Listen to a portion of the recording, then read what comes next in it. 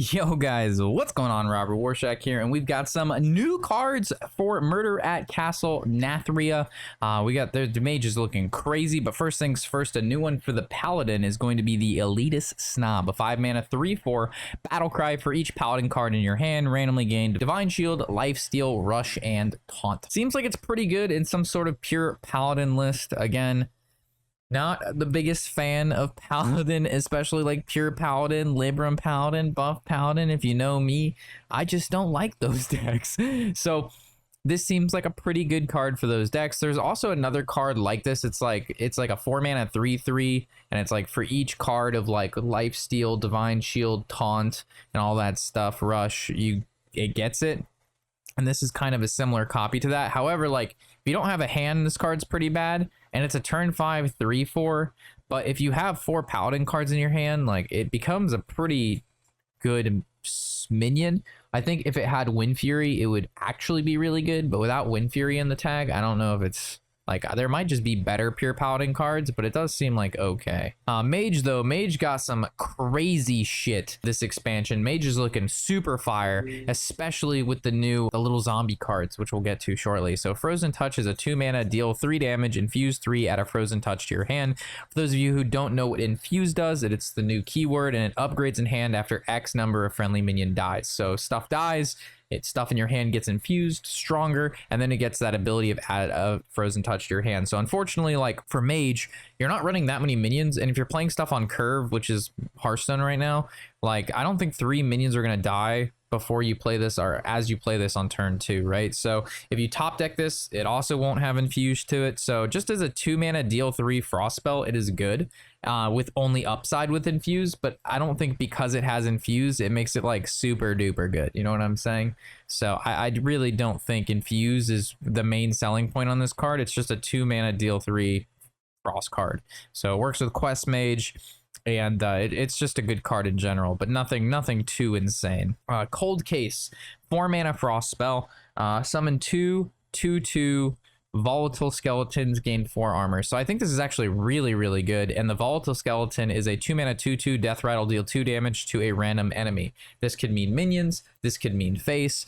This is actually really obnoxious, right? Because if they have a minion, they trade into it, their minion takes 2 damage, then it does another 2 damage, which is like 4 damage. So you're dealing 4 technical damage with a 2-mana card, and you're getting 2 of them for 4 mana, and you're getting armor. So I think these volatile skeletons are actually like really good, and I think Cold Case is a fantastic card. Are you here to remind our viewers that by liking, subscribing, and commenting helps us so you can get fed and get more doggy toys? Is that what you wanted to tell them, bud? Is that true? Night Cloak Sanctum. It's 3 mana, 3 durability. Freeze a minion, summon a 2/2 volatile skeleton, and you can use this once per turn, 3 times in total. This is insane. I think this card is amazing.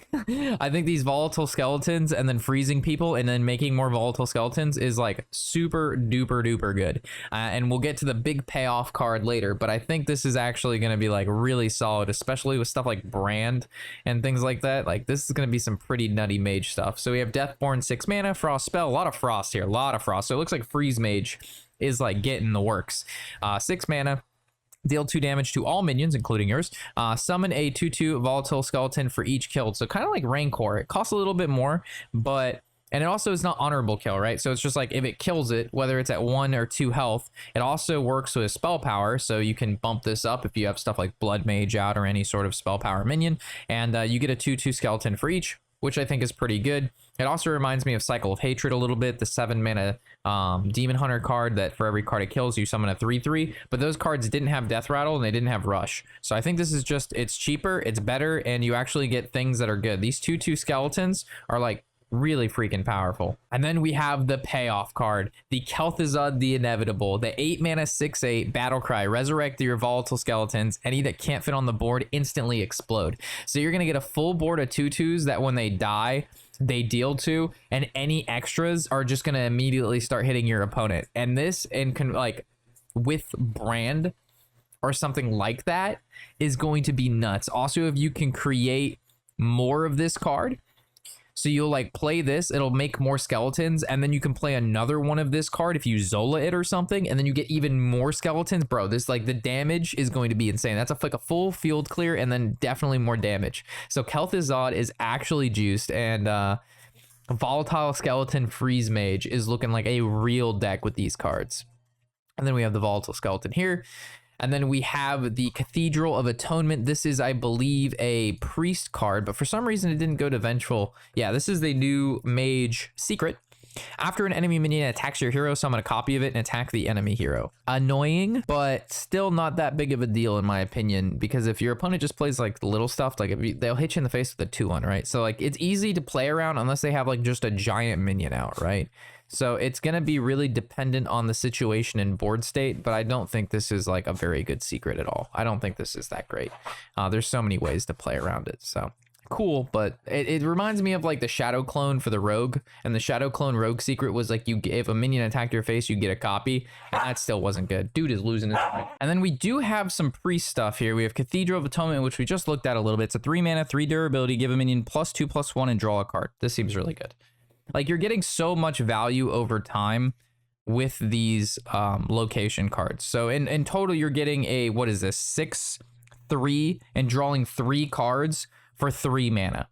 So this seems like I just don't see why you wouldn't play any of these location cards in the deck that they're for yet.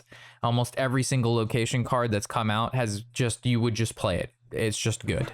And then we have the Hedge Maze. It's a 3 mana, 2 durability, so hopefully this ability makes up for the lack of durability on it. Trigger a friendly minion's death rattle.